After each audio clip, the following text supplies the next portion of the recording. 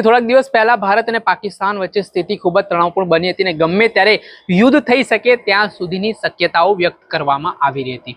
આ ઘટનાના સંદર્ભમાં જ્યારે ભારતીય સેના દ્વારા પાકિસ્તાનના આતંકી સંગઠનોના ઠેકાણા ઉપર જે હુમલાઓ કરીને આતંકવાદીઓનો ખાત્મો કર્યો હતો તેના કારણે પાકિસ્તાને ભારત ઉપર હુમલો કરવાની શરૂઆત કરી હતી, ત્યારે બીજી તરફ ભારતીય સેના દ્વારા પણ જડબાતોડ જવાબ આપવામાં આવી રહ્યો હતો। ત્યારે આ તમામ બાબતો વચ્ચે એન્ટ્રી થાય છે અમેરિકાના રાષ્ટ્રપતિ ડોનાલ્ડ ટ્રમ્પ। તેઓ આજે યુદ્ધની પરિસ્થિતિ નિર્માણ થયું હતું તેને લઈને બંને દેશો સાથે વાતચીત કરે છે અને શનિવારની સાંજે જાહેરાત થાય છે પાકિસ્તાન અને ભારત વચ્ચેના યુદ્ધ વિરામની। પરંતુ જેવી રીતે ડોનાલ્ડ ટ્રમ્પ છે તે હવે સમગ્ર વિશ્વમાં જે રીતે પ્રચાર કરી રહ્યા છે તેમનું, તેના કારણે લોકોમાં અનેક પ્રકારની ચર્ચાઓ જાગી છે। શું કહી રહ્યા છે ડોનાલ્ડ ટ્રમ્પ, વિગતે વાત કરીએ। વૈષ્ણવજન તો તેને કહીએ જે પીડ પરાઈ જાનાને રે।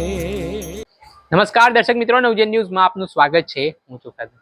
આજથી થોડાક દિવસ પહેલા જમ્મુ કાશ્મીરના પહેલગામમાં એક આતંકી હુમલામાં 26 જેટલા ભારતીય નિર્દોષ નાગરિકોએ જીવ ગુમાવ્યા હતા।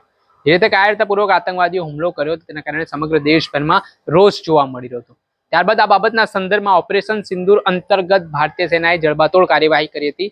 પાકિસ્તાનમાં જે 9 આતંકી સ્થળો છે તે જગ્યા ઉપર એર સ્ટ્રાઇક કરવામાં આવી હતી અને 100 જેટલા આતંકીઓનો ખાત્મો કરવામાં આવ્યો હોય તે પ્રકારના સમાચાર પણ મળ્યા હતા, જેના કારણે આ કાર્યવાહીથી પાકિસ્તાન લાલઘુમ બન્યો હતો અને તેણે ભારત ઉપર હુમલા કરવાની શરૂઆત કરી હતી।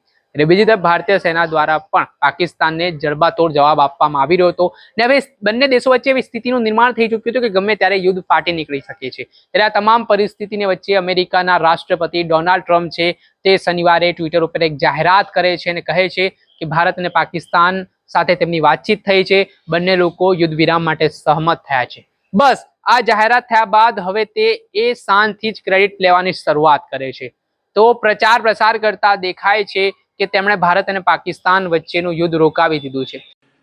Just days ago, my administration successfully brokered a historic ceasefire to stop the escalating violence between India and Pakistan, and I used trade to a large extent to do it. I said, fellas, come on, let's make a deal. Let's do some trading. Let's not trade nuclear missiles. Let's trade the things that you make so beautifully. And they both have very powerful leaders, very strong leaders, good leaders, smart leaders. And it all stopped. Hopefully it'll remain that way, but it all stopped. I was very proud of Marco Rubio and all of the people that worked so hard. Marco, stand up. What a great job you did on that. Thank you, J.D. Vance, Marco. The whole group worked with you, but it was a great job.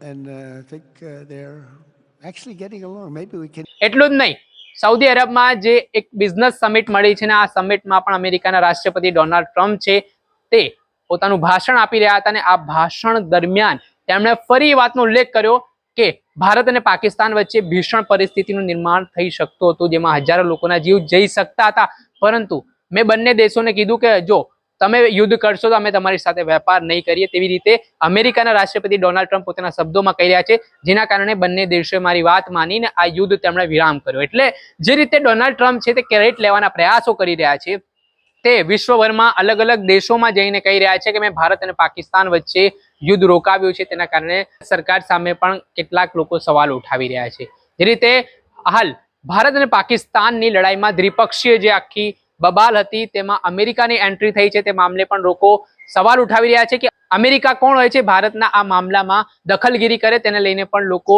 સવાલ ઉઠાવીને સરકારને સવાલ પૂછી રહ્યા છે। ને હાલ સ્થિતિ તણાવપૂર્ણ ને હાલ આના જ કારણે સરકાર પણ ઘેરાઈ છે। અને બીજી તરફ ડોનાલ્ડ ટ્રમ્પ છે તે પણ ખૂબ પ્રચાર પ્રસાર કરીને લોકો સુધી પહોંચાડી રહ્યા છે કે તેમણે આ યુદ્ધ રોકાવ્યું છે, તેને લઈ આ ઘટના ચર્ચાનું કેન્દ્ર પણ બની છે। દર્શક મિત્રો, નવજન ન્યૂઝને આપ લાઈક કરી લો, સબસ્ક્રાઇબ કરી લો અને શેર કરવાનું ભૂલતા નહીં। વૈષ્ણવજન તો તેને કહીએ જે પીડ પરા